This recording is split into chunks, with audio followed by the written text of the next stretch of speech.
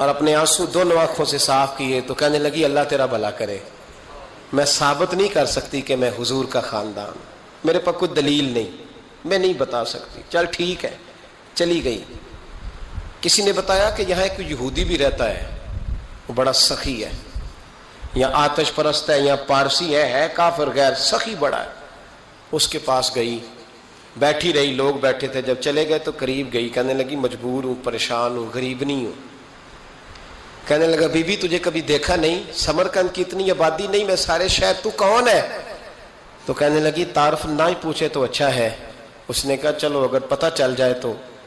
کہنے لگی میں مسلمانوں کے نبی کی اولاد ہوں، مسلمانوں۔ اس نے کہا پیغمبر خدا کی اولاد؟